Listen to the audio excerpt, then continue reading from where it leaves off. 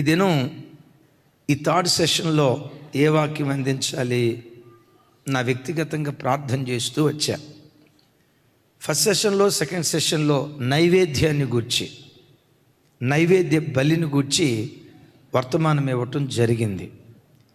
ఈ థర్డ్ సెషన్లో ప్రభా నైవేద్యాన్ని గూర్చి మూడో పార్ట్ చెప్పమంటారా, ఓ క్రొత్త వర్తమానం చెప్పమంటారా నేను అడుగుతున్నప్పుడు దేవుడు మన ఇమ్మాన్యుయల్ పరిచర్యలో మీ ఎదుట నిలవబడిన మీ ఆత్మీయ తండ్రిగా నా జీవితంలో, మీ తల్లి జీవితంలో, మా జీవితాల్లో దేవుడు చేసిన కార్యాలు ఒకసారి కళ్ళ ముందు పెట్టాడు.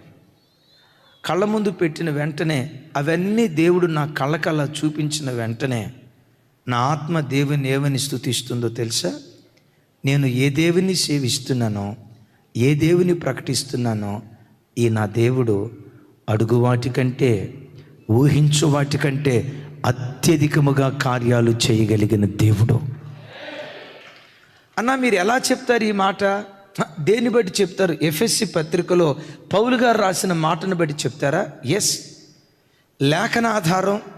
లేఖనాధారం మాత్రమే కాదు, రుచి చూచి 22 సంవత్సరాల ఆయన మంచితనాన్ని, ఆయన ప్రేమను, దేన జనుల పట్ల ఆయన ఎలా దయ చూపుతాడో, ఆయన దయను అనుభవించిన ఒక సాధారణమైన సేవకుడిగానే కాదు, ఒక సాధారణమైన విశ్వాసిగా యేసును రుచి చూచి చెప్తున్నాను. తల్లి, నీవు ఆరాధించే నీ దేవుడు, ఈ ఆరాధనకు వచ్చిన అన్నయ్య, తమ్ముడా, నీవు ఆరాధించే నీ దేవుడు, నీవు అడుగు వాటికంటే, ఊహించు వాటికంటే ఏదో ఒక రోజు అత్యధికంగా మన బ్రతుకులో కార్యాలు చేసే దేవుడై ఉన్నాడు. 2002 సంవత్సరంలో కుత్బుల్లాపూర్ ప్రాంతంలో ఒక మీటింగ్ జరుగుతుంది. అప్పుడే మేము సేవకు వచ్చిన పసికందులం, అంటే సేవలో పసికందులం, సేవలో 1 year బేబీ. ఆ పెద్ద మీటింగ్ చూసి దేవుని ఒక మాట అడిగాం, దేవా మా జీవితంలో కనీసం ఇలాంటి మీటింగ్ ఒక్కటైనా మేము ఏర్పాటు చేయాలయ్యా. వినండి మాట, మా జీవితంలో ఇలాంటి మీటింగ్ ఒక్కటైనా మా బ్రతుకులో ఏర్పాటు చేయాలయ్యా. మేము స్పీకర్లుగా ఉండాలని కాదు, ఎవరో ఒక పెద్ద స్పీకర్ని పిలిపించి జీవితంలో కనీసం ఒక్క మీటింగ్ అయినా ఇలాంటి మీటింగ్ పెట్టాలయ్యా అని 2002 సంవత్సరంలో కుత్బుల్లాపూర్ గ్రౌండ్లో నేను దైవ సేవకురాలు చేసిన ప్రార్థన. ఇది 2025, 23 సంవత్సరాల తర్వాత ఈరోజు పరిస్థితి ఏంటో తెలుసా? అలాంటి మీటింగ్స్ కొన్ని 100 మీటింగ్స్ ఏర్పాటు చేయడానికి దేవుడు కృప చూపించాడు. మన ఆత్మీయ తండ్రిని పిలిపించి మీటింగ్స్ పెట్టడమే కాదు, అంతకంటే పెద్ద సభల్లో ఓ దైవజనునిగా, దేవుని రాయబారిగా నిలవబడి వాక్యం అందించడానికి దేవుడు కృప చూపించాడు. తమ్ముడా, ఒక్క మీటింగ్ ఏర్పాటు చేస్తే చాలేసయ్యా, మా బ్రతుక్కి పెద్ద పెద్ద కళలేమి లేవు, ఏదేదో గొప్ప కార్యాలు చేయాలి. ఎందుకంటే ఆ రోజుల్లో ఉన్న దయనీయ స్థితి, ఒక్క మీటింగ్ ఏర్పాటు చేస్తే చాలయ్యా. ఈరోజు నెలకొచ్చి మనం ఓన్గా 2 మీటింగ్స్, 3 మీటింగ్స్, 2 మీటింగ్స్, 3 మీటింగ్స్. ఆత్మదేవుడు అంటాడు, నీవు ప్రకటించే నీ దేవుడు, నా ప్రజలు ఆరాధించే నేను అడుగు వాటికంటే, ఊహించు వాటికంటే అత్యధికంగా కార్యాలు చేసే దేవుడునని నా ప్రజలకు చెప్పమని ప్రభు బోధిస్తూ ఉన్నాడు. తమ్ముడు, నీవు ఆరాధించే దేవుడు అడుగు వాటికంటే, ఊహించు వాటికంటే ఈరోజే కానీ భవిష్యత్తులో కానీ అత్యధికమైన కార్యాలు నీ బ్రతుకులో ఆయన చెయ్యునుగాక. సరే, సేవ ప్రారంభించాం. ఈరోజు ఏదో ఒక మంచి స్థితికి వచ్చిన తర్వాత మాకు ముందే దర్శనం ఉందండి, బలమైన సేవ చేస్తామండి, ఆ రోజుల్లోనే అనుకున్నాం. అంత పెద్ద పెద్ద మాటలు నేను అనలేను. అంత గొప్ప విశ్వాసం ఒప్పుకుంటాను, అంత గొప్ప విశ్వాసం ఈరోజు దేవుడు ఇలా ఆశీర్వదిస్తాడని, ఆ రోజునే నేను దర్శనం చూశాను అని లేని మాటలు నేను చెప్పలేను. సేవ ప్రారంభించిన దినాల్లో అమ్మ, నేను యేసయ్యని వ్యక్తిగతంగా అడిగిన మాట, యేసయ్యా మొద్ద అన్నం పెట్టి చాలయ్యా, ఆ ఇంటికెళ్ళి ఈ ఇంటికెళ్ళి ఎవరు ముద్దన్నం పెడతారా ఎదురు చూసే పరిస్థితి రావద్దయ్యా. సేవకొచ్చాం కదా, యాజకులుగానే బ్రతకాలి కానీ యాచకులుగా బ్రతకూడదయ్యా. ఈ మాట వినండి, యాజకులుగానే బ్రతకాలి కానీ యాచకులుగా బ్రతకూడదయ్యా. ఎవరు ముద్దన్నం పెడతారని ఎదురు చూసే పరిస్థితి రాకూడదు. ఓ ముద్దన్నం పెట్టయ్యా. సేవకొచ్చాం కదా, ఒక 100 గజాల స్థలం, ఒక 100 మంది ఆత్మల్ని ప్రభా, ఇంతే, ఇంతకు మించి ఏం పెద్ద పెద్ద కలలేమి లేవయ్యా. ఇది ప్రభుని అడిగింది. ముద్ద అన్నం పెడితే చాలయ్యా అని ప్రభుతో అంటే, ప్రభు ఈరోజు ఇమ్మాన్యుయల్ మినిస్ట్రీస్ ద్వారా లక్షల కొలది ప్రజలకు ఆత్మీయ ఆహారాన్ని పంచిపెట్టే పరిచర్యగా, ఎంతోమంది పేద విధవరాండ్రకు సహాయం చేసే పరిచర్యగా, ఎంతోమంది తండ్రి లేని బిడ్డలకు సహాయం చేసే పరిచర్యగా ఈరోజు కళ్ళ ముందు నిలవబెట్టాడు.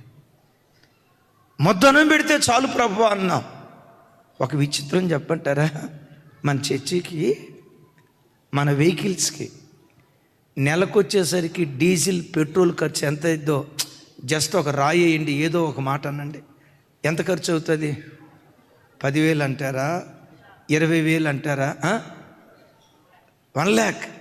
బా, నువ్వు ప్రవక్తవరా తమ్ముడా? అయితే ఇంకా పెరగాల అక్క. నెలకొచ్చి 1,75,000 రూపాయలు డీజిల్ ఖర్చు అవుతుంది. ఒళ్ళు చలతరిస్తుంది. ఇక డీజిల్కి అంత ఖర్చు అవుతుందంటే ఆ అన్న చూడు గొండి పట్టుకున్నాడు. నీ దేవుడు 100 గజాల స్థలం చాలు ప్రభా, 100 మంది ఆత్మలు చాలు, 100 మంది ఆత్మలు చాలు అనలేదు కానీ 100 మంది ఆత్మల్ని అయ్యా. ఈరోజు మనం ఎక్కడ అడుగు పెట్టినా చాలామంది అంటారు, ఆ కాలంలో ఒక గొప్ప సేవకుడు ఉండేవాళ్ళు, ఆ సేవకుడు ఎక్కడ అడుగు పెట్టిన ప్రజలు ప్రవాహంలాగా వచ్చినట్లుగా ఇమ్మాన్యుయల్ మినిస్ట్రీస్ ద్వారా ఎక్కడ మీటింగ్ పెట్టినా ప్రవాహంలాగా ప్రజలు వస్తున్నారయ్యా. ఏమో ఈ తెలంగాణ గట్ట కొంతమంది అనే మాట, అలాంటి ఆశీర్వాదకరమైన పరిచర్యగా దేవుడు లేవనెత్తబోతున్నాడు. అయితే ఇది ముందు కళ్ళతో చూసింది కాదండి. నేనేం ప్రగల్భాలు పలకను, నేను గొప్ప విశ్వాస వీరుణ్ణి, నాకు ముందే తెలుసు, నేను దర్శనంలో నేను పొరపాటుని మాట అనలేను.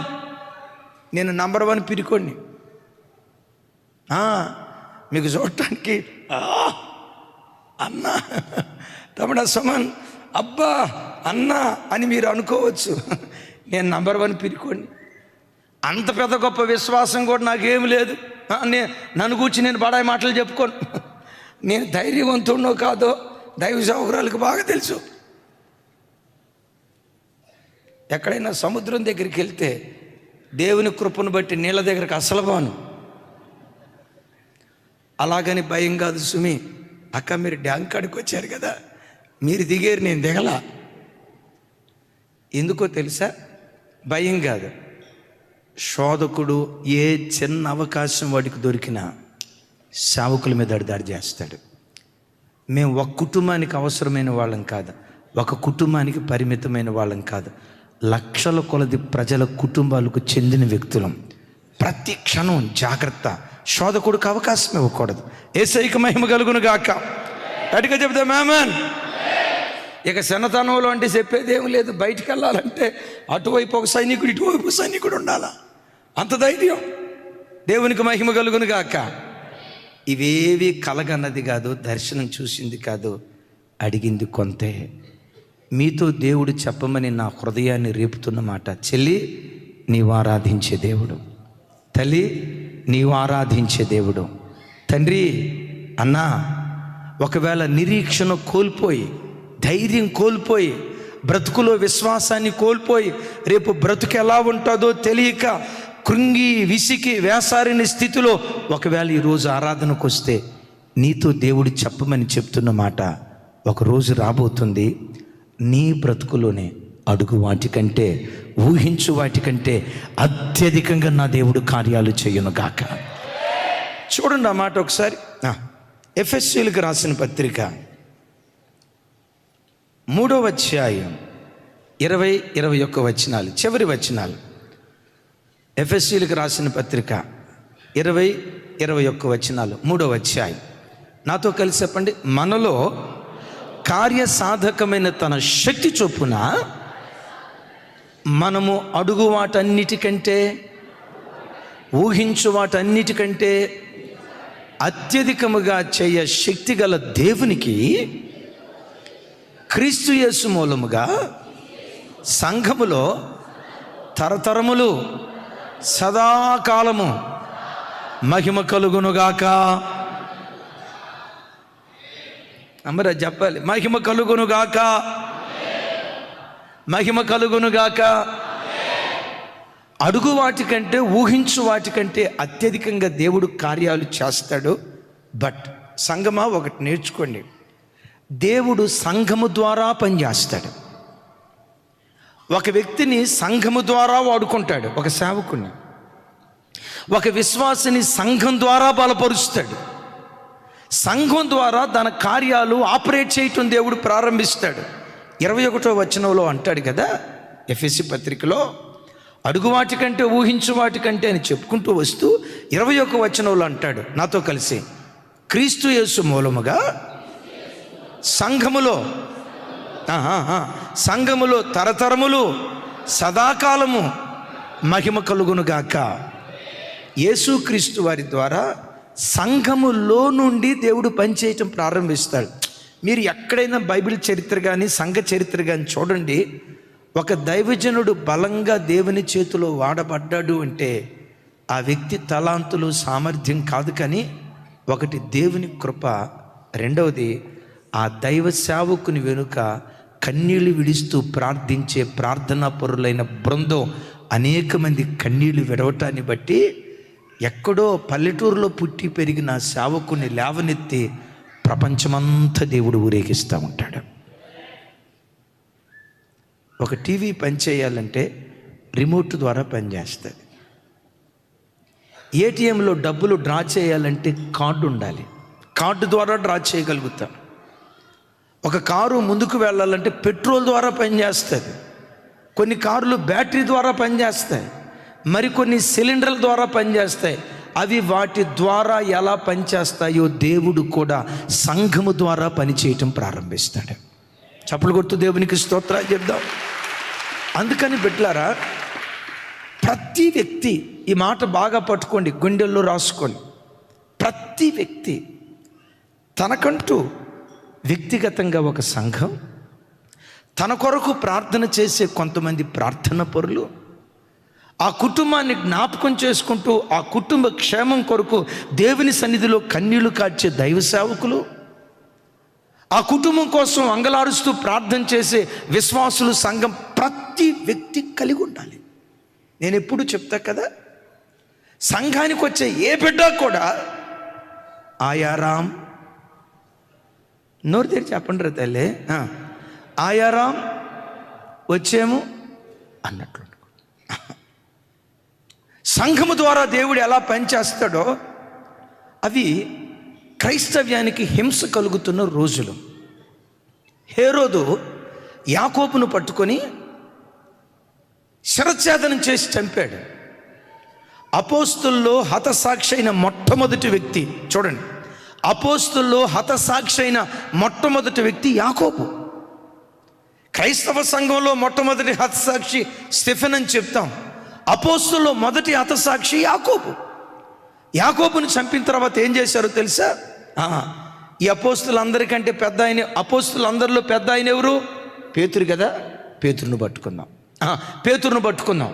పేతురును గనక మనం ఏదైనా చేస్తే, చంపేసేస్తే అపోస్తులంతా చెదిరిపోతారు అని అనుకొని పేతురు వారిని చెరసాల్లో వేశారు. పేతురు ఎంత గొప్పవాడో తెలుసా? చెరసాల్లో పడేసి 14 మంది సైనికులు చుట్టూతో ఉన్న తర్వాత కాళ్లకు చేతులకు సంఖ్యలు వేసిన తర్వాత అద్భుతం, ఆ చెరసాలలో గురకలు పెట్టి నిద్రపోతున్నాడు. నేను అడుగుతా, ఏమయ్యా పేతురా, తెల్లారితే పస్కా బలి పశువుగా నేను చంపేస్తారని హేరోదు దగ్గర నుంచి ప్రకటన వచ్చింది కదా, నీకు మరణ భయం లేదా? నువ్వు చస్తావు అని రాజు శాసనం వేశాడు. పేతురుని అడిగితే పేతురు ఏమంటాడు తెలుసా? చస్తావు అని రాజు శాసనం వేశాడేమో, వృద్ధాప్యం వచ్చేదాకా నువ్వు చావవు అని రారాజు పలికాడు. ఏమన్నాను? ఎప్పటి వరకు? ఎవరన్నారు ఆ మాట? ఏ రారాజు? యేసుక్రీస్తు వారు పేతురుతో అన్నాడు, నువ్వు ముదసలి వాడువైన తర్వాత వేరొకడు వచ్చి నీ నడుము కట్టి నీకు ఇష్టంగా నీ స్థలాలకు తీసుకొని వెళ్తాడు అనే మాట రాసింది కదా. అంటే ప్రభు చెప్పకనే చెప్తున్నాడు, పేతురు ముసలివాడివైన తర్వాత చనిపోతావు. ఇప్పుడు చెరసాల్లో ఉన్న పేతురు ఉన్నాడే, నడి వయస్కుడు. నా వైపు చూడాలా? ఏ వయసు? నడి వయసులో ఉన్న పేతురు దగ్గరకు వచ్చి అంటున్నారు, నువ్వు చస్తావు అని రాజు అన్నాడు, నువ్వు సావవు అని రారాజు అన్నాడు. రాజు మాట గెలిచిద్దా? రారాజు మాట గెలిచిద్దా? పేతురుకి అక్కడ దేవుని వాగ్దానాన్ని తలదిండుగా పెట్టుకొని దేవుని వాగ్దానపు తలదిండు మీద ఆనుకున్నాడు. బిడ్డ, నా వైపు చూడు. నీ బ్రతుకులో కూడా చెరసాలు వస్తాయి, సంఖ్యలు వస్తాయి, బంధకాలు వస్తాయి. సెకండ్ సెషన్లో చెప్పాను, క్రీస్తు యేసునందు సద్భక్తితో బ్రతుకును ఉద్దేశించువారు శ్రమల పాలవుతారు. క్రైస్తవ్య ముళ్ళబాట, పూలబాట కాదు సుమి. క్రైస్తవుని బ్రతుకులో శ్రమలు వస్తాయి. అయితే నీకు ఎదురయ్యే ఏ శ్రమ నిన్ను నాశనం చేయటానికి వచ్చింది కాదు. ప్రతి శ్రమ మహిమ కొరకే దేవుడు అనుమతించాడు. వ్యాధి అయినా మహిమ కొరకే, పేదరికమైన మహిమ కొరకే, అనారోగ్యమైన మహిమ కొరకే, ఆర్థిక ఇబ్బంది అయినా మహిమ కొరకే, ఉన్నవైనా ఖాళీ పూర్తి చేయండి అంటాడు కదా పౌలు గారు. ఉన్నవైనా రాబోవునవైనా ప్రతి శ్రమ మహిమ కొరకే దేవుడు అనుమతించాడు, కానీ నాశనం కొరకు దేవుడు అనుమతించడు. గట్టిగా చెప్దాం ఆమేన్. అయితే ఇలాంటి శ్రమల మధ్యలో నీవేం చేయాలో తెలుసా? దేవుని వాగ్దానాన్ని తలదిండుగా పెట్టుకొని, నా ప్రభు ఎలా వాగ్దానం చేశాడు. పేదరికమా? వాక్యం అంటుంది, మళ్ళను ఐశ్వర్యవంతులుగా చేయటానికే దేవుడు దరిద్రుడిగా మారాడు. ఆ సిలువలో నుంచి కృప బయలుదేరి దరిద్రుని లేవనెత్తి ఏ రోజుకైనా తలమానికగా నిలవబెడుతుంది. నువ్వు పైవాడిగానే ఉంటావు. ఎవరన్నారు ఈ మాట? మోషే గారా? ఎవరన్నారు ఈ మాట? నువ్వు పైవాడిగానే ఉంటావు, క్రిందవాడిగా ఉండవు. నువ్వు తలగానే ఉంటావు. కొన్నిసార్లు అంటుంది రోగం, నువ్వు చస్తావు, అనారోగ్యం. తలదిండి పెట్టుకోండి. ఏమైనా తెలుసా? ఆయన పొందిన గాయముల చేత నాకు స్వస్థత కలుగుతుంది. ఆయన పొందిన గాయాల చేత, ఆయన పొందిన గాయాలలో నుంచి తప్పకుండా నాకు స్వస్థత వస్తుంది. తప్పకుండా ఇలా దేవుని వాక్యపు వాగ్దానాన్ని తల కింద పెట్టుకొని ఆ వాగ్దానం మీద ఆధారపడి నెమ్మదిగా బ్రతుకుతుంగాక. చెబుదాం ఆమేన్. కొన్ని సందర్భాల్లో అప్పుల పాలైపోతుంది బ్రతుకు. పిల్లలను చదివించడానికో పరిస్థితి ఏదైనా అప్పులైపోయినాయి అని ఆలోచించి చెప్పండి, ఆలోచించి ఆరోగ్యాన్ని పాడు చేసుకోదు. చింతించి ఏం చేయగలుగుతావు? ఓ పెద్ద ఆయన అంటాడు చితి మంటల కంటే చింత భయంకరమైంది. ఎందుకో తెలుసా? చితి మంటలు చచ్చిన మనిషిని కాలుస్తాయి, చింత బ్రతికున్న మనిషిని కాల్చుకు తింటుంది. ప్రతిదానికి నువ్వు టెన్షన్ పడి, అయిన దానికి కాని దానికి అది ఎట్లా ఇది ఎట్లా అని 24 గంటలు నువ్వు ఆలోచన చింతిస్తూ ఉంటే ఆ చింత నీ శరీరాన్ని తినేస్తుంది, జాగ్రత్త. నీ ఆరోగ్యాన్ని దొంగిలిస్తుంది, జాగ్రత్త. దేవుడు కనికరించి 70 సంవత్సరాలు బ్రతికయ్యా, 80 సంవత్సరాలు బ్రతికయ్యా అని ఇంత ఆయుష్కాలం ఇస్తే నీ గుండెల్లో లేనిపోని చింత నీ ఆరోగ్యాన్ని హరించి వేస్తుంది, జాగ్రత్త. చితి మంటల కంటే చింత చాలా ప్రమాదకరమైంది. దేవుని వాగ్దానాన్ని పట్టుకున్నాడు. దేవుని వాగ్దానం మాత్రమే కాదు, అపోస్తుడైన పేతురు వారి ధైర్యం ఏంటో తెలుసా? తన కొరకు ప్రార్థన చేసే సంఘం ఒకటి ఉంది. చెప్దాం గట్టిగా ఆమేన్. హేరోదు ఏమనుకున్నాడు? యాకోబును చంపినట్లుగానే పేతురును చంపేది, యాకోబును చంపినట్లుగానే పేతురు గారిని కూడా చంపుదాం అనుకున్నాడు. చంపలేకపోయాడు. ఎందుకో తెలుసా?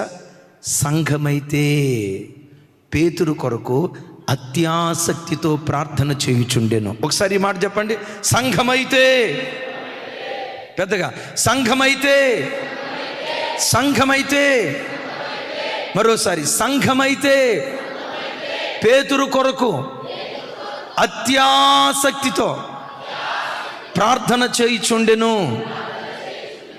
పాత నిబంధన పరిశుద్ధుల మీద కుమ్మరించబడిన ప్రార్థనాత్మ, ఆసక్తి కలిగిన ప్రార్థనాత్మ. ఏలియా మన వంటి స్వభావం కలిగిన వాడే ఆసక్తితో ప్రార్థన చేయగా ఆకాశపు వాకిలి విప్పి వర్షాన్ని కురిపించాడు. పాత నిబంధన సంఘం మీద కుమ్మరించబడింది ఆసక్తితో కూడుకున్న ప్రార్థనాత్మ అయితే, క్రొత్త నిబంధన సంఘం మీద అత్యాసక్తితో కూడుకున్న ప్రార్థనాత్మ దేవుడు కుమ్మరించాడు. ఇంతకీ సమస్య ఎవరిది చెప్పాలి? చెరసాల్లో పడింది ఎవరు? బంధకాలతో బంధించబడింది ఎవరు? చెరసాల పాలైంది ఎవరు? చెరసాల పాలైంది పేతురైతే బాధ ఏమో పేతురుది. ఆ బాధను అనుభవిస్తూ రాత్రంతా ప్రార్థన చేస్తుంది. బిడ్లరా, సంఘం ఎలా ఉండాలి? అమ్మ నా వైపు చూడండి తల్లి, సంఘం ఎలా ఉండాలి? సంఘానికి వచ్చే బిడ్డల్లో ఎవరైనా ఏదైనా ఒక స్వరాజ్, ఎవరైనా ఏదైనా సమస్యతో ఉన్నారు అని తెలిస్తే ఆ బాధను నీ బాధగా ఎంచాలి, ఆ కష్టాన్ని నీ కష్టంగా ఎంచాలి, ఆ శ్రమను నీ శ్రమగా ఎంచాలి. భక్తుడైన దావీదు గారు అంటాడు, వారు వ్యాధితో ఉన్నప్పుడు నేను గోనె పట్ట కట్టుకొని ఉపవాసము చేత నా ప్రాణాన్ని ఆయాసపరుచుకున్నాను అంటాడు. చప్పలు కొడుతూ స్తోత్రాలు చెప్దాం. సంఘం అట్లా ఉండాలి బిడ్డలారా. సంఘానికి వచ్చిన తర్వాత ఒకరితో ఒకరికి ఆత్మ సంబంధమైన పరిచయాలు ఏర్పరచుకొని, అక్క నా కొరకు ఈ విషయం ప్రార్థించేయండి, అక్క మా కొరకు ఈ విషయం ప్రార్థించేయండి, అక్క మన కుటుంబంలో ఏ సమస్య ఉందో నాకు చెప్పండి అక్క, మా కుటుంబ ప్రార్థనలో చేస్తాం, సంఘంలో ప్రార్థన చేసేటప్పుడు చేస్తామని ఒకరి భారాలు సంఘం ఒకరు భరించేటట్లుగా ఉండాలి. యేసయ్యకు మహిమ కలుగును గాక. దైవజనమ, పేతురు వారు చెరసాల్లో ఉంటే సంఘము నిద్ర చంపుకొని ఆ రాత్రంతా అత్యాసక్తితో ప్రార్థన చేస్తామని. సంఘం ఎలా ఉండాలో చెప్తాను, నా వైపు చూడండి. యేసు ప్రభు వారు సంఘాన్ని శరీరంతో పోల్చాడు. ఏక శరీరం, ఏక శరీరములో సాటి అవయవాలు. నాతో కలిసి చెప్పండి, ఒకే శరీరములో సాటి అవయవాలు. అనేక అవయవాల సముదాయమే ఒక శరీరం. am I right? సంఘం కూడా అనేక మంది విశ్వాసుల సముదాయమే సంఘం. సంఘం అంటే ఓ జెర్మియా అన్న కాదు, సంఘం అంటే ఓ జ్యోతక్క కాదు, సంఘం అంటే ఒక ఇజ్రాయేల్ అన్న కాదు, సంఘం అంటే ఒక యేసుదాస్ గారు కాదు, సంఘం అంటే ఒక రాజ్ కుమార్ గారు కాదు, సంఘం అంటే ఒక సామ్యూయల్ గారు కాదు. ఇలాంటి అనేక మంది వ్యక్తులు కలిసిందే జీవము కలిగిన దేవుని సంఘం. నేను చాలాసార్లు చెప్తాను ఈ మాట. గురజాడ అప్పారావు గారు దేశాన్ని గురించి ఒక మాట అన్నారు. ఏమన్నారు చెప్పండి? దేశం అంటే మట్టి కాదు మనుషులో అన్నారు. నేను చెప్పే మాట ఏంటో తెలుసా? సంఘం అంటే రాతి గోడలు కాదు, రాతి గోడల మీద రాయబడిన రాతలు కాదు. సంఘం అంటే యేసుక్రీస్తు రక్తముతో విమోచించబడిన వ్యక్తుల సముదాయమే జీవము కలిగిన దేవుని సంఘమై ఉంది. విన్నారు ఈ మాట? సంఘం ఎలా ఉండాలి? ఏక శరీరము అని అన్నాం కదా, ఏక శరీరము అని అన్నాం కదా. మనిషి నడుచుకుంటా వెళ్తున్నాడు, ఎదురు దెబ్బ తగిలింది కాలుకి. దెబ్బ తగిలింది దేనికి? అబ్బా అనేది ఏది? కన్నీళ్ళు గార్చేది ఏది? దెబ్బ తగిలింది ఎవరికి? కాలుకి దెబ్బ తగిలితే దీనికి అట్టాగే కావాలా? చూసుకొని బావద్దు, దీనికి ఇప్పుడు తెక్క చెప్పండి అంటదా? సంఘంలో ఎవరైనా బాధతో ఉంటే, సిస్టరు మా ఆయన కొంచెం మాట వింటలేదు సిస్టరు, మా పిల్లలు దారి తప్పారు సిస్టరు అని ఎవరైనా నీకు బాధతో చెప్తే, సరేలేమ్మా ప్రార్థన చేస్తానని ముందు చెప్పి పక్కకి వెళ్ళిన తర్వాత కొంతమంది ఏమంటారు తెలుసా? ఎందుకు పిల్లలు దారి తప్పారు అనుకున్నారు? సిస్టర్ మామూలుదా? భర్త ఎందుకు కొట్టాడు అనుకున్నారు? సిస్టర్ మామూలుదా? దీన్ని తెక్క ఇప్పుడు కుదిరిద్ది అని వెనక్కి వెళ్ళి కొసకొసలాను. పొర్రపాటున ఆ దరిద్రపు మాటలు దేవుని బిడ్డల నోట రాకూడదు. ఎవరైనా వచ్చి, సిస్టర్ మా అబ్బాయి కాస్త డ్రింకింగ్కి అలవాటు పడ్డాడు, ఎవరైనా చెప్తే తల్లిలాగా గుండెల్లో దాచుకొని, కాలుకు దెబ్బ తగిలితే నోరబ్బా అన్నట్లు, కాలుకు దెబ్బ తగిలితే కళ్ళల్లో నుంచి నీరు కారినట్లు ఆ బాధను అనుభవిస్తున్న తల్లి కొరకు ప్రార్థించే ప్రార్థనా పరులు లేస్తే ఆ సంఘములో నుండి అడుగు వాటికంటే, ఊహించు వాటికంటే అత్యధికంగా దేవుడు కార్యాలు చేయటం ప్రారంభిస్తాడు. వాళ్ళు ప్రార్థన చేశారు, విడిపించయ్యా విడిపించయ్యా విడిపించయ్యా అని. అద్భుతం, దేవదూత దిగిరానే వచ్చాడు. ఇక ఆ విషయాలు చాలాసార్లు చెప్పాను. పేతురుని చెరసాలలో నుంచి బయటికి తీసుకొచ్చారు. పేతురు వెళ్ళి ఎక్కడ నిలవబడ్డారో తెలుసా? ఏ ఇంటిలోనైతే ప్రార్థన జరుగుతుందో ఆ ఇంటి తలవాకిటి దగ్గర నిలవబడి తలుపు తడుతున్నాడు. ఓ మాట వినండి. దేవుని తలుపు మనం తడితే, దేని కొరకు మనం ప్రార్థన చేస్తున్నామో అదే ఏదో ఒక రోజు నిన్ను వెతుక్కుంటూ నీ తలుపు తట్టడం ప్రారంభించునుగాక. నా మాట అర్థమైందా? ఏం చెప్పండి. దేవుని తలుపు నువ్వు తడితే ఈ సమస్య ఉందయ్యా, జవాబు రాలా, కృంగిపోకు. అడుగు, మాటిమాటికి అడుగు, మాటిమాటికి కన్నీళ్లు కాచు, మాటిమాటికి దేవుని సన్నిధిలో రోదన చేయి. దేని కొరకు దేవుని తలుపు తడుతున్నావో అదే నిన్ను వెతుక్కుంటూ ఏదో ఒక రోజు నీ వాకిడి దగ్గర నిలవబడి నీ తలుపు తట్టేటట్లుగా దేవుడు కార్యం చేస్తాడు. అసలు మన అంశం ఏంటి? అడుగు వాటికంటే పేతురు విడుదల పొందేటట్లుగా ప్రార్థన చేశారు, విడుదల పొందాడు. అడిగింది ఇచ్చినట్లా, అడిగిన దానికంటే ఎక్కువ ఇచ్చినట్లా? నా మాట అర్థం కాలేదా? ఇంకోసారి అడుగుతా. పేతురుని విడిపించాయా అని ప్రార్థన చేశారు, పేతురు విడుదల పొందాడు. ఇప్పుడు ఇది అడిగింది ఇచ్చినట్లా, అడిగిన దానికంటే ఎక్కువ ఇచ్చినట్లా? మీరు తెలుగు వాళ్ళు, అమెరికా వాళ్ళు, ముందు దానికి నాకు సమాధానం చెప్పండి. అన్నా విజయవాడనా? మీరు చెప్పండి. పేతురుని విడిపించాయా అని ప్రార్థన చేశారు, నిజామాబాద్ నువ్వు అన్న చెప్పు. పేతురుని విడిపించాయా అని ప్రార్థన చేశారు కదా. పేతురు విడుదల పొందారు. ఈ ప్రార్థనకు దేవుడు జవాబు ఇచ్చాడు కదా. అడిగిన దానికి దేవుడు జవాబు ఇచ్చినట్లా, అడిగిన దానికంటే ఎక్కువ చేసినట్లా? ఒరే శ్రీకాకుళం తమ్ముడా, నేను శ్రీకాకుళం పంపిస్తా. అడిగిన దానికంటే ఎక్కువ చేసినట్టు ఎట్లయితే? అడిగింది ఇచ్చాడు. మన అంశం ఏంటి? అడిగిన దానికంటే, ఊహించిన దానికంటే ఎక్కువ చేసేవాడు అని మనం విన్నాం కదా. పేతురుని విడిపించాయి అంటే పేతురుని విడిపించడం మాత్రమే కాదు, పేతురు చెరసాలలో పడటానికి ఏ రాజు కారకుడయ్యాడో ఈ అధ్యాయం చివరికి వచ్చేసరికి ఆ రాజు చచ్చాడంతే. ఎట్లా చచ్చాడు? బైబిల్ తెలిసిన వాళ్ళు కదమ్మా, చెప్పండి తల్లి, ఎట్లా చచ్చాడు? అదే చెప్పాలి. పురుగులు పడి చచ్చాడంట. నేనంట సంఘం ఏమైనా హేరోదుని లేపాయి, హేరోదు ఎవడు భూమి మీద ఉండకూడదు. ప్రార్థన చేశారా? ఈ దేవుడు ఎవరో తెలుసా? అడుగు వాటికంటే, ఊహించు వాటికంటే అత్యధికంగా కార్యాలు చేసేవాడు. సంఘంలో మనం 24 గంటలు ఇలా ప్రార్థన చేస్తూ ఉంటే ఆ ప్రార్థన ధూపం ద్వారా క్రైస్తవ్యానికి వ్యతిరేకంగా లేచిన రాజులను మార్చనైనా మారుస్తాడు, అసలు వాళ్ళు భూమి మీద లేకుండానైనా చేస్తాడు. రెండిట్లో ఏది జరిగితే బాగుంటుంది? మొదటిదే, ఎవ్వరూ నరకానికి వెళ్ళకూడదు, ఒక్క ఆత్మ కూడా నరకానికి వెళ్ళకూడదు. అయితే దైవజనమా, అడిగిన దానికంటే, ఊహించిన దానికంటే దేవుడు కార్యం చేయాలంటే ముందు సంఘం అడగాలి, ఉపవసించాలి, మందిరానికి రావాలి. ప్రభా ఇది పరిస్థితి, ఈ విషయంలో కార్యం చేయి, మాసాంతర కూటానికి రావాలి, శనివారం ఉపవాస ప్రార్థనకు రావాలి. రాకుండా ఉంటే దేవుడు కార్యం చేయలేడు. బైబిల్ ఏమని రాస్తుందో తెలుసా? వారు దేవునిని అడుగనందున వారు ఏమీ పొందుకోలేకపోతున్నారు. చెప్పండి చెప్పాలి తమ్ముడా. కెనరా బ్యాంకా, యూనియన్ బ్యాంకా? Canara bank, IDBI, industrial bank. Praise the lord. Right, చూడండి.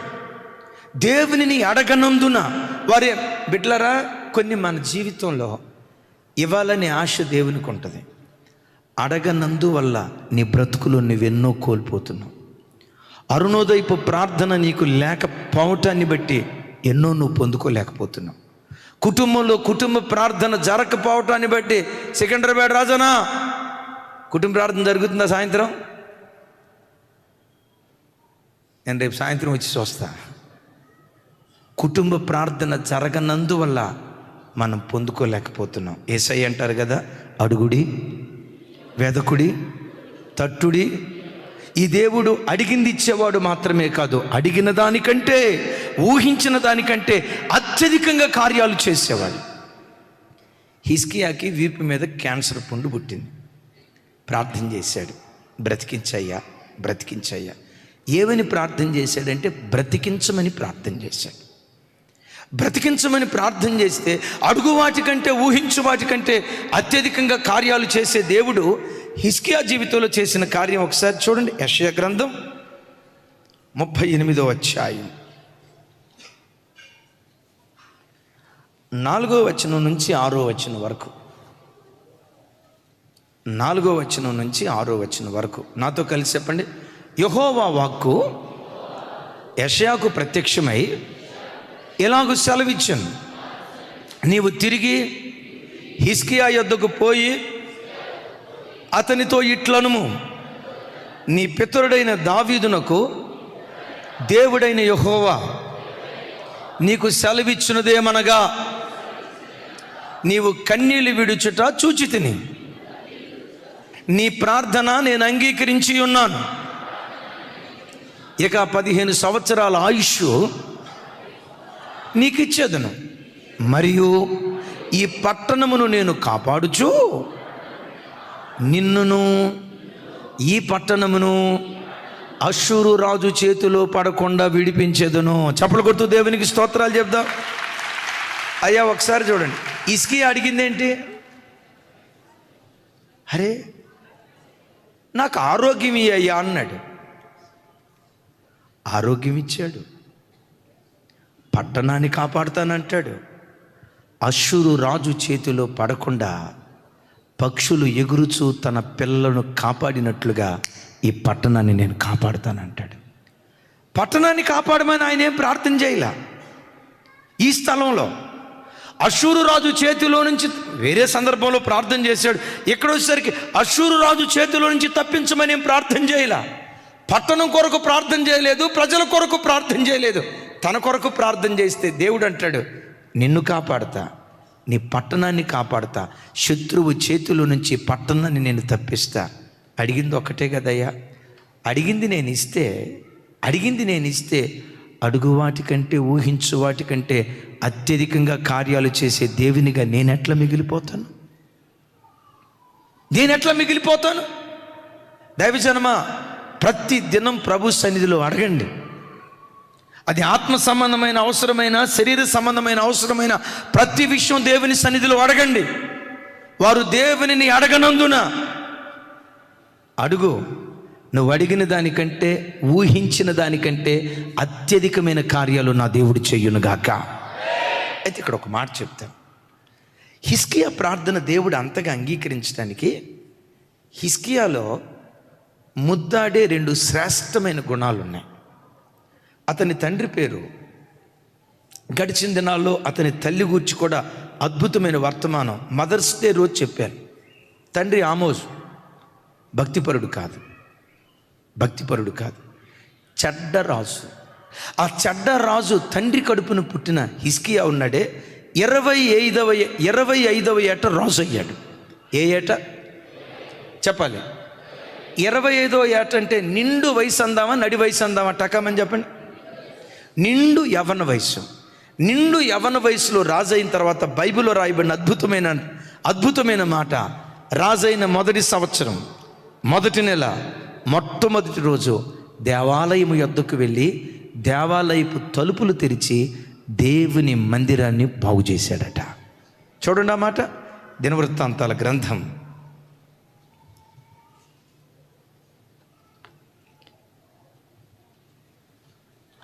1 మీ బైబిల్ చూడండి. 2వ దినవృత్తాంతాల 2వ గ్రంథం. అందరూ ఒక్కసారి మీ బైబిల్ తెరవండి ప్లీజ్, అది చదివితేనే బాగుంటుంది. 29వ అధ్యాయం 3వ వచనం, 17వ వచనం నేను చదువుతాను, అందరూ నాతో కలిసి. సరే, మొదటి వచనం కూడా ఒకసారి ప్రారంభించుదాం. హిజ్కియా ఏలనారంభించినప్పుడు 25 ఏండ్ల వాడై యెరూషలేములో ఏలెను. ఏ సంవత్సరంలో రాజు అయ్యాడు? 3వ వచనం నాతో కలిసి చెప్పండి. అతడు తన ఏలుబడి యందు మొదటి సంవత్సరం మొదటి నెలను యెహోవా మందిరపు తలుపులు తెరిచి వాటిని బాగు చేసెను. 17వ వచనం మొదటి నెల మొదటి దినమున వారు ప్రతిష్ఠ చేయనారంభించి. 3వ వచనంలో ఏమని రాస్తుంది? తన ఏలుబడిలో మొదటి సంవత్సరం మొదటి నెల అని రాస్తుంది. 17వ వచనంలో ఏమని రాస్తుంది? మొదటి నెల మొట్టమొదటి రోజు. విచిత్రం చూడండి, రాజైన మొదటి సంవత్సరం మొదటి నెల అంటే అట్లా సింహాసనం మీద కూర్చున్న వెంటనే, ఇప్పుడు వైఎస్ రాజశేఖర రెడ్డి గారు ఉన్నారు, ఆయన ముఖ్యమంత్రి అయిన వెంటనే మొట్టమొదటి సంతకం ఏ ఫైల్ మీద చేశాడు? అనుభవించారు కానీ మర్చిపోయారు. కృతజ్ఞత కలిగిన వాళ్ళు మీరు. అయ్యా యేసుదాస్ గారు, మీకు బాగా తెలుసు కదా ఆరోగ్యశ్రీ మీద. చంద్రబాబు నాయుడు గారు ముఖ్యమంత్రి అయినప్పుడు ఆయన దేని మీదో ఫస్ట్ మొట్టమొదటి సంతకం దేని మీదో చేసి ఉంటారు. వాళ్ళు దేని మీద చేశారో నాకు తెలియదు, కానీ హిజ్కియా రాజైన వెంటనే మొట్టమొదట తను ప్రారంభించిన పని దేవుని మందిరాన్ని బాగు చేయాలని. ఇప్పుడు ఏమైనా అడుగుతాడో తెలిసిరా తల్లి? నా వైపు చూడండి, గుండెల్లో రాసుకోండి మాట. అయ్యా, నీ మందిరం పాడైతే నేను చూసి చూడనట్టు లేనుగా, నీ ఇల్లు పాడైతే నేను బాగు చేసేగా, మరి నా ఒళ్ళు పాడైతే నీవెట్లా మౌనంగా ఉంటావు? నీ ఇంటిని నేను బాగు చేసినట్లుగానే నా ఒంటిని నువ్వు బాగు చేయాలయ్యా అన్నాడు. ఆ మాట అన్నాడో లేదో, బాగు చేయటమే కాదు 15 సంవత్సరాల ఆయుష్ నీకు పొడిగిస్తున్నాను అన్నాడు. బిడ్డలారా, నేను స్వార్థంతో ఏం చెప్పట్లా. మీ జీవితంలో సమయమందు అసమయమందు దేవుని మందిరపు పనికి నేను ఎలా ఉపయోగపడాలి? లైవ్ ఇచ్చేదానికా, కెమెరా షూటింగ్కా, మందిరాన్ని ఓడవటానికా, బాత్రూములు కడగటానికా, ఎడిటింగ్ వర్క్ చేయటానికా నాకు కలిగిన బలం, నా ధనం, నా సమయం దేవుని మందిరానికి ఎలా ఉపయోగపడాలని ఏ చిన్న మేలు నీ ఇంటిలో చేసిన మేలు పొందుకున్న మరుక్షణమే దేవుని మందిరాన్ని గుర్తుకు తెచ్చుకోండి. ఒకళ్ళు కూడా ఆమె చెప్పలా. ఏమన్నా నేను? ఇప్పుడు రాజు అయ్యాడు, రాజు అయిన వెంటనే దేని గుర్తుకు తెచ్చుకుంటున్నాడు? చెప్పాలి గట్టిగా. దేవుని మందిరాన్ని. ఎప్పుడైనా నువ్వు ఒక మంచి ఉద్యోగం పొందినా, ఓ చక్కటి ప్రమోషన్ ఇచ్చిన, ఆర్థికంగా ఒక మంచి స్థితిలోకి దేవుడు ఎదిగింపు చేసిన, దేవుని ప్రతినిధిగా చెప్తున్నాను, నీ బలం, నీ సమయం, నీ ధనం దేవుని ఇంటిని కట్టడానికి వినియోగించు. ఎప్పుడైనా నీ ఇంటిలో కష్టకాలం వచ్చినప్పుడు దయగల దేవుడు నీవు చేసిన దాన్ని గుర్తుకు తెచ్చుకొని నీ ఇంటిని దేవుడు కట్టడం ప్రారంభిస్తాడు. నమ్ముతారు ఈ మాట? సరే, హిజ్కియా చేసింది ఇదొకటైతే, దీన్ని మించి హిజ్కియా భక్తిని తారాస్థాయిలో చూపించే ఒక సన్నివేశం ఏంటో తెలుసా?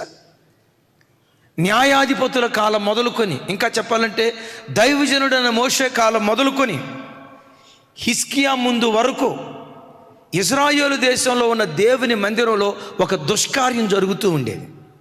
వండకూడని ఒక విగ్రహం ఉంది. ఏంటో చెప్పమంటారా? అరణ్యంలో ఉంటుండగా మోషే ఇత్తడి సర్పాన్ని చేశాడే. అందరూ చూడాలి ఈ మాట. ఇత్తడి సర్పాన్ని చేశారే. ఆ ఇత్తడి సర్పం, అందరూ సర్పపు కాటుకు గురై చావు బ్రతుకుల మధ్యలో కొట్టుమిట్టాడుతున్నప్పుడు మోషే ప్రార్థన చేస్తాడు, అయ్యా ఏం చేయాలి? ఇత్తడి సర్పాన్ని చేయయ్యా, ఇత్తడి సర్పాన్ని అలా పైకెత్తు, ఎవరైతే నిదానించి చూస్తారో వాళ్ళు బ్రతుకుతారు అన్నాడు. ఇప్పుడు గమనించండి, అనేక మంది దాని వైపు నిదానించి చూశారు. నిదానించి చూడటాన్ని బట్టి సర్పపు కాటుకు గురైన వాళ్ళు చావు బ్రతుకులో నుంచి విడిపించబడి సజీవంగా నిలవబడ్డారు. అయితే గమనించండి, ఇక్కడ ఏం జరిగిందో తెలుసా?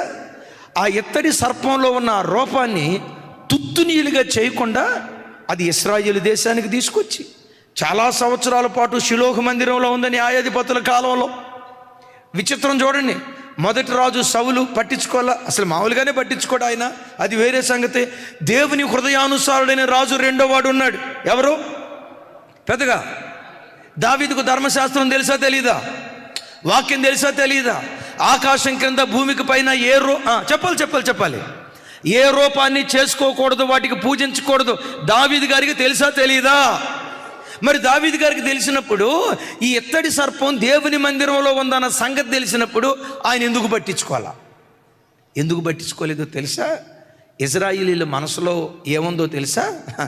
ఎత్తడి సర్పం వైపు నిదానించి చూసినప్పుడు బ్రతికేమంటే మొత్తానికి ఎత్తడి సర్పం లోపల ఏదో ఉండి ఉంటుంది.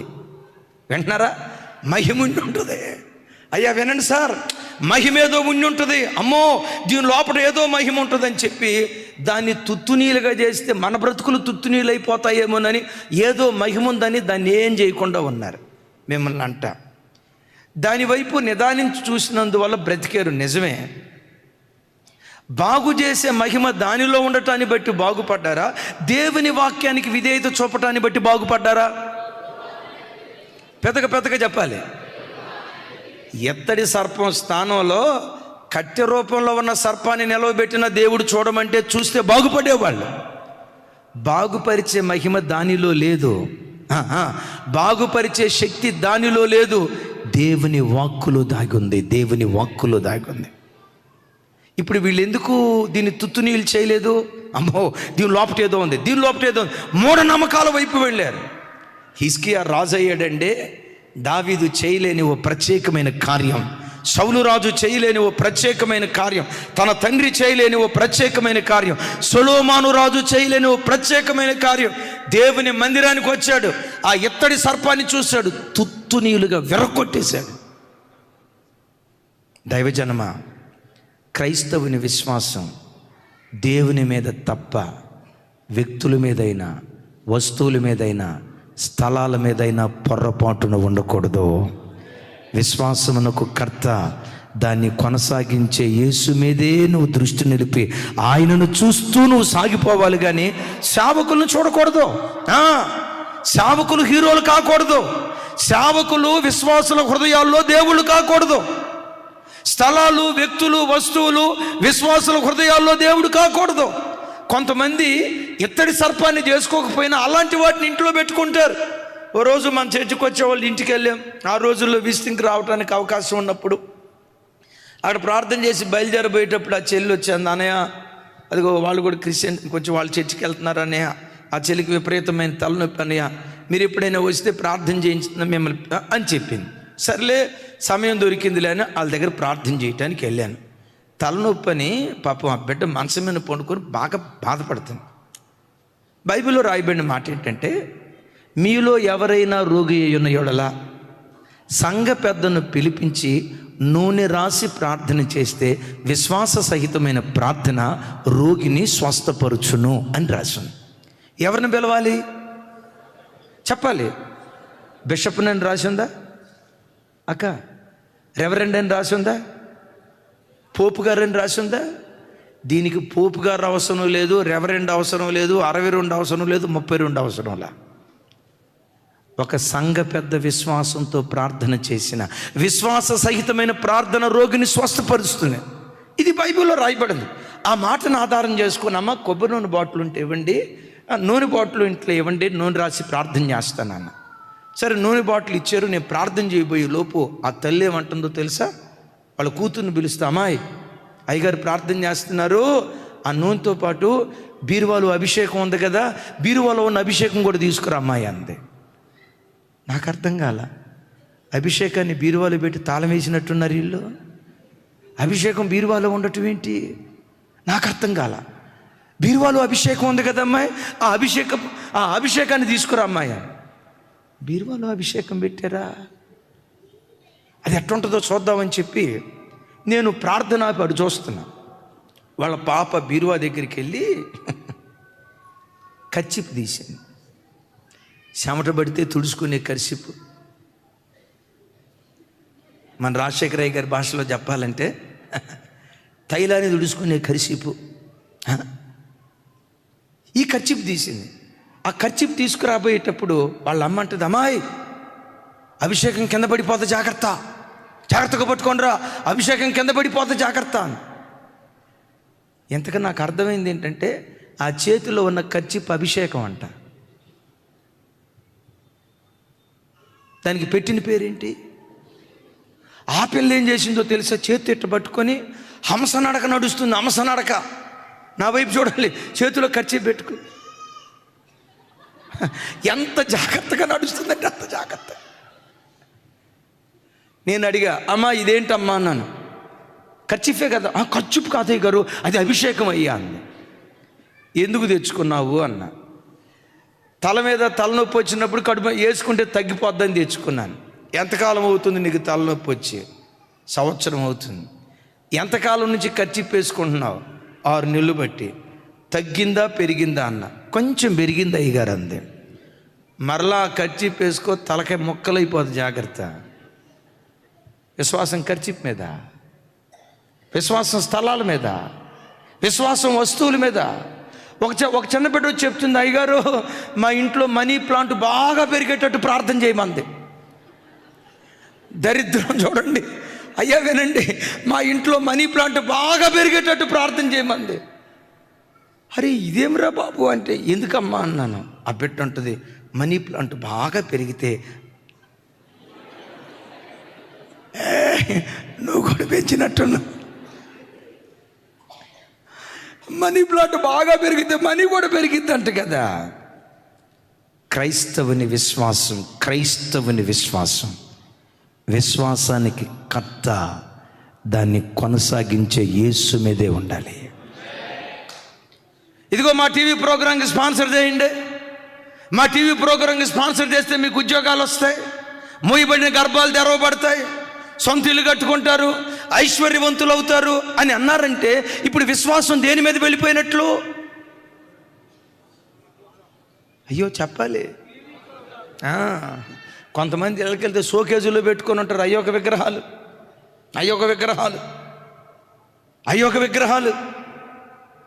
దేవుని పరిచర్యకి కూడదా? ఇవ్వాలి. ఎందుకో తెలుసా? యేసయ్య నీ రక్షణ కొరకు ప్రాణం పెట్టాడు. ప్రాణం పెట్టిన యేసయ్య కొరకు నువ్వు 10% కాదు, 20% కాదు, ఎంత ఇచ్చినా తక్కువే. నా కొరకు నా ప్రభు ప్రాణం పెట్టాడు. నా ప్రభు కొరకు నేనేమైనా చేయాలి. ఈ దేశంలో ప్రజలు ప్రభుతో తిరగటానికి సువార్త వ్యాపక నిమిత్తం నేను ఏదైనా చేయాలి. ఈ మనసుతో చేయాలి. కానీ చూడండి, టీవీ ప్రోగ్రాంకి స్పాన్సర్ చేస్తే పిల్లలు పుడతారని, టీవీ ప్రోగ్రాంకి స్పాన్సర్ చేస్తే ఉద్యోగం వస్తుందని, టీవీ ప్రోగ్రాంకి స్పాన్సర్ చేస్తే ఇల్లు కట్టుకుంటారని, ఇది విగ్రహ సంబంధమైన మూఢనమ్మకాలు. ఇప్పుడు ప్రజల నమ్మకం ఎటువైపు వెళ్తుంది? ఏం ఒక్కళ్ళు సరిగ్గా చెప్పట్లా? మీకు ఎంతో కొంత అభిమానం ఉన్నట్టుంది లోపట. ఆ విగ్రహాలను క్రైస్తవ సంఘం తుత్తునీలుగా విరగొట్టాలి. దైవజన్ లేసన్ గారు చెప్తూ ఉండేవాళ్ళు. ఏంటో తెలుసా? ఒక తల్లి ఇంటికి ప్రార్థనకి వెళ్ళారంట. ఎప్పుడు వచ్చినా అయ్యగారి దగ్గర ప్రార్థన చేయించడానికి వచ్చినా అదే కొబ్బరి నూనె సీసా తీసుకొని వచ్చేదట. కొబ్బరి నూనె సీసా అసలు మార్చదట. ఆ కొబ్బరి నూనె సీసా బయట పొగ సూరిపోయి ఏమంటారు, పొగ సూరిపోయి నన్ను వదిలిపెట్టే తల్లి నీకు దండం పెడతాను అన్నట్లుగా అది సిరిగిపోయిన బట్టలాగా 1947 సీసాలాగా ఉంటుందట. ఎప్పుడు వచ్చినా ఆ సీసానే తీసుకొస్తుందంట. ఏమ్మా ఇదే సీసా తీసుకొచ్చావు అంటే ఆమంటదట, ఈ సీసాలో పోసిన నూనెకి ప్రార్థన చేస్తే అద్భుతం జరుగుతుంది అయ్యగారు. ఏమంది? ఏనండి ఇక్కడ ఈ సీసాలో పోసిన నూనెకి మీరు ప్రార్థన చేస్తే అద్భుతం జరుగుతుంది అయ్యగారు. అందుకనే ఈ సీసాని ఎంత జాగ్రత్తగా చూసుకుంటున్నానంటే నా వైపు చూడాలి. పైన తడి ఏమంటారు, ఆ రోజుల్లో స్లాబులు ఎక్కడ ఉండే? మీరు ఒకళ్ళు తాటాకులు సూరు ఉంటుంది కదా, ఆ బొంగు ఉంటుంది కదా, ఆ బొంగుకు తాడు కట్టి ఇంటి నట్టి మధ్యలో నట్టింటిలో తాడు కట్టి ఆ తాడుకి కొబ్బరి నూనె సీసా అలాంటి తీసిందంట. ఆ ఆరోగ్యం ఎంత జాగ్రత్తగా కాపాడుకుంటుందో కొబ్బరి నూనె సీసా అంతకంటే జాగ్రత్తగా కాపాడుకుంటుందంట. ఏమ్మా దీన్ని వదిలిపెట్టమంటే, అయ్యగారు దీనిలో పోసిన నూనెకి ప్రార్థన చేస్తే అద్భుతం జరుగుతుంది అయ్యగారు. ఈ కొబ్బరి నూనె సీసాతో నా ప్రాణం. ఇప్పుడు విశ్వాసం దేని వైపు వెళ్ళినట్లు? సంగమా, ఈ మట్టి ఘట్టాల మీద విశ్వాసం పెట్టుకోవద్దు.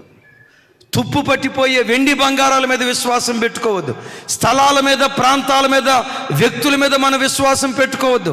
విశ్వాసమునకు కర్త, దాన్ని కొనసాగించే యేసు మీద నువ్వు విశ్వాసం ఉంచి నువ్వు ఒక్క మాట అడిగితే తన సమయం వచ్చినప్పుడు తనదైన శైలిలో అడిగిన వాటికంటే, ఊహించిన వాటికంటే అత్యధికంగా దేవుడు కార్యాలు చేయునుగాక. ఒకవేళ మీలో ఎవరైనా అయ్యా అడిగాను మరి ఇవ్వలేదే అని అంటావా? నేనంటా, ఆయన చిత్తానుసారంగా నువ్వు ఏది అడిగినా, ఆయన వాక్యానుసారంగా ఏది అడిగినా ఆలస్యం అవుతుందేమో కానీ తప్పకుండా దేవుడు కార్యం చేస్తాడు. చప్పుడు కొడుతూ స్తోత్రాలు చెప్తాం.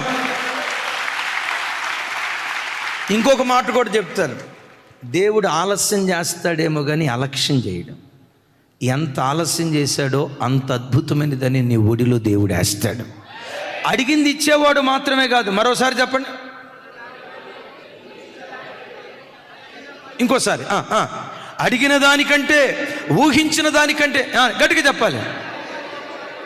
వినపడలా. ఇంకోసారి చెప్పండి.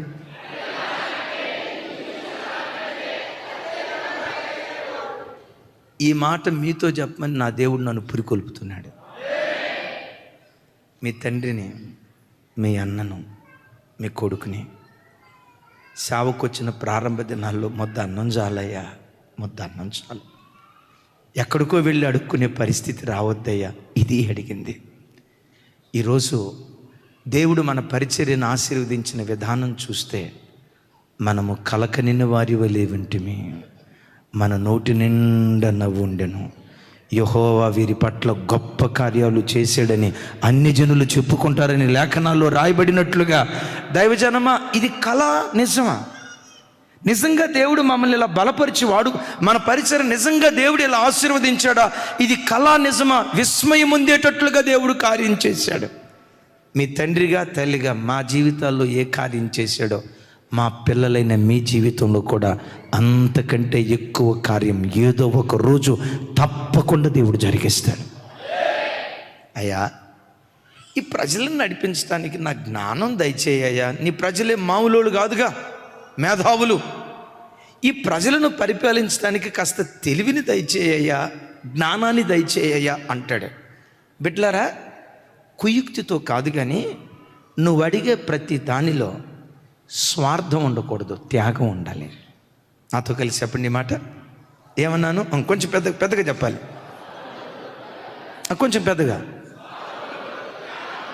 ఇంకోసారి. నా క్షేమం అనేది ఉండకూడదు. ప్రభా, నన్ను ఆశీర్వదిస్తే నేను 10 మందికి ఉపయోగపడతానయ్యా. ఓ తల్లి గుంతకల్ నుంచి ఎలిజబెత్, గుంతకల్ అక్క పేరు ఏం చూద్దామా, సాల్మన్ అన్నని గుంతకల్. వాళ్ళ బాబు నీట్ ఎగ్జామ్ రాశాడు. రాసేటప్పుడు ఎలిజబెత్ అనుకుంటా అక్క పేరు, right, Elizabeth Claret, right. NEET రాసేటప్పుడు ఆ బిడ్డ ఏమందో తెలుసా?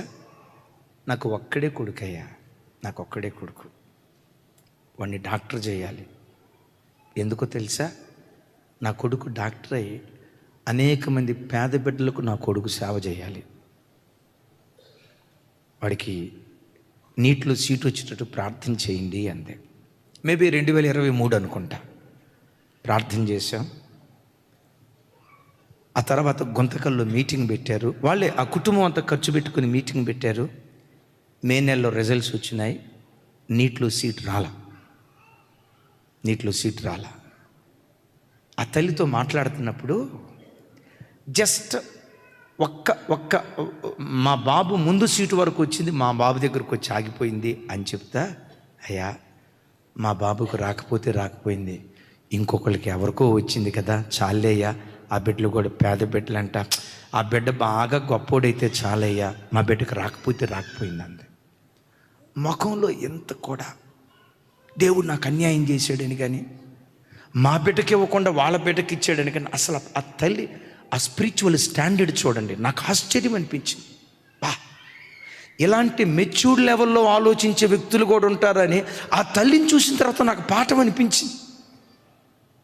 ఏమో ఆ బిడ్డ యోగ్యుడేమోనయ్యా, ఆ బిడ్డకి ఇవ్వాలని దేవుడు అనుకున్నాడేమోనయ్యా, నా బిడ్డకు రావటం కంటే ఆ బిడ్డకు వస్తేనే మంచిదిలే అని ఎంత సంతోషంగా మాట చెప్పిందంటే అంత సంతోషంగా చెప్పింది. మరలా రెండో పర్యాయం నీటిలో జాయిన్ చేసింది. జాయిన్ చేసేటప్పుడు, అయ్యా నా కొడుకు డాక్టర్ అయితే, మాకు డబ్బేం అంత, నేను గవర్నమెంట్ ఉద్యోగస్తురాలని రిటైర్డ్ అయిపోయాను, నా భర్త గవర్నమెంట్ ఉద్యోగస్తుడు రిటైర్డ్ అయిపోయాడు, కానీ నా బిడ్డ డాక్టర్ అయితే పేద బిడ్డలకు సహాయం చేయాలి. ఆ బిడ్డ పేరు డేవిడ్ ఎహరోన్. ప్రార్థన చేశాం. లాస్ట్ ఇయర్ 2024 సంవత్సరం ఇక్కడ ఉపవాస ప్రార్థన జరిగేటప్పుడు మొట్టమొదట ఆ బిడ్డ కొరకే ప్రార్థన చేశాం. మీలో ఒకవేళ గుర్తుండొచ్చు, గుర్తుండకపోయి ఉండొచ్చు. మొట్టమొదట ఆ బిడ్డ కొరకే ప్రార్థన చేశాం. 2024 సంవత్సరం నీటిలో ఆ బిడ్డకు MBBS సీట్ దేవుడు అనుగ్రహించాడు. Free seat. మన ప్రార్థనలో ఎప్పుడు స్వార్థం ఉండకూడదు, త్యాగం ఉండాలి.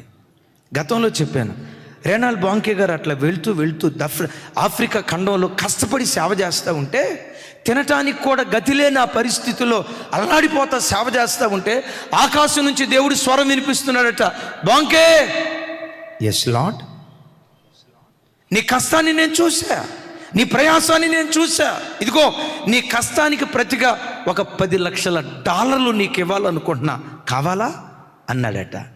బాంకే గారు దేవుని వైపు చూసి, దేవా నాకు $10 లక్షల వద్దు, కానీ 10 లక్షల మంది ఆత్మలను నాకు అనుగ్రహించయ్యా, 10 లక్షల మంది ఆత్మలకు తండ్రిగా నన్ను నిలవబెట్టయ్యా, $10 లక్షల నేనేం చేసుకుంటానయ్యా. చూడండి ఆ దైవజనుడు, 10 లక్షల మంది ఆత్మలను నాకు ఇవ్వయ్యా అన్నాడట.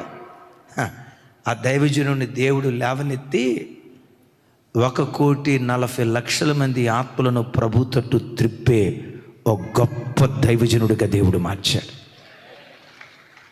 ఆమేన్. సొలొమోనా నీకేం కావాలన్నాడు. అయ్యా ఈ ప్రజలను పరిపాలన చేయటానికి తెలివిని జ్ఞానాన్ని దయచేయి అంటే దేవుడు అబ్బురపడి, అసలు చూడండి నా వైపు చూడండి, ఆ ప్రార్థనకి ఎవరు అబ్బురపడ్డారు చెప్పండి. నువ్వు మోకరించి ప్రార్థన చేస్తూ ఉంటే నువ్వు ప్రార్థన చేసే అంశాలకు దేవుడు ఆశ్చర్యపోవాలా. కడుపు నొప్పి నీకు ఉంటుంది, కానీ నీ కడుపు నొప్పి కొరకు ఎక్కువ ప్రార్థన చేయకో. బాధ నీకుంటుంది, 24 గంటలు నీ బాధల చుట్టూతో తిరక్కో. నీకంటే భయంకరమైన స్థితిలో అల్లాడిపోతున్న ప్రజలు కోట్ల కొలదున్నారు. నీ కడుపు నిండా 3 పూట్ల మంచి భోజనం, కనీసం ఆ స్థితికి కూడా నోచుకోలేని దయనీయ స్థితిలో కోట్ల కొలది ప్రజలు ఉన్నారు. వాళ్ళ బాధను నీ బాధగా ఎంచి వాళ్ళ కొరకు నువ్వు ప్రార్థన చేస్తుంటే, అరే వీడి కొరకు ప్రార్థన చేసుకోడేంట్రా, 24 గంటలు వాళ్ళు అంటాడు, వీళ్ళు అంటాడు, వాళ్ళ కొరకు వీళ్ళ, నువ్వు ప్రార్థన చేస్తున్న అంశాలు దేవుణ్ణి ఆశ్చర్యపరిచేటట్లు ఉండాలి. గట్టిగా చెబుదాం. దేవుడు అన్నాడు, సొలొమోనా నువ్వు ఐశ్వర్యాన్ని అడగకుండా, సంపదను అడగకుండా, ఘనతను అడగకుండా జ్ఞానాన్ని అడిగావు. నీ ప్రార్థనకు నేను మెచ్చా. నువ్వు అడిగినట్లుగానే జ్ఞానం ఇస్తా, తెలివినిస్తా, అంతటితో ఆపను, వాటితో పాటు ఐశ్వర్యము, సంపద, ఘనత ఇవన్నీ నేను నీకు అనుగ్రహిస్తున్నాను అన్నాడు. ఇచ్చాడా లేదా? అడిగిందేంటి? ఎవరి దేవుడు? చెప్పాలి. ఎవరి దేవుడు? అడిగిన వాటికంటే చెప్పాలి. అడిగిన వాటికంటే, ఊహించిన వాటికంటే అత్యధికంగా కార్యాలు చేయగలిగినటువంటి దేవుడు. చప్పట్లు కొడుతూ స్తోత్రాలు చెప్దాం. ముగిస్తున్నా. మీలో ఎవరైనా అడిగి అలసిపోతే మీతో దేవుడు చెప్పమని నా హృదయాన్ని రేపిన మాట, ఒక సమయం వస్తుంది, పౌలు నోట ఉన్న ఈ మాటే నీ నోట దేవుడు ఉంచుతాడు. నమ్ము అంతే, జస్ట్ నమ్మంతే. పౌలు నోట ఏ మాట ఉందో, మీ తండ్రిగా పదే పదే నా నోటితో ఏ మాట పలికానో అదే నోట మీ నోట దేవుడు ఉంచునుగాక. మీరు మీ పిల్లలకి చెప్తారు, మీ పిల్లలకి చెప్తారు, రే నాన్న మన దేవుడు ఎవరో తెలుసా, అడుగు వాటికంటే, ఊహించు వాటికంటే అత్యధికంగా కార్యాలు చేసేవాడురా. డాడీ నీకు ఎట్లా తెలుసు డాడీ? మమ్మీ నీకు ఎట్లా తెలుసు మమ్మీ? నేను అనుభవించానురా, ఆయన ప్రేమ నేను అనుభవించానురా, ఆయన ఉపకారాన్ని నేను అనుభవించానురా అని నీ నోట ఈ దివ్యమైన మాట నిశ్చయంగా నా దేవుడుంచునుగాక.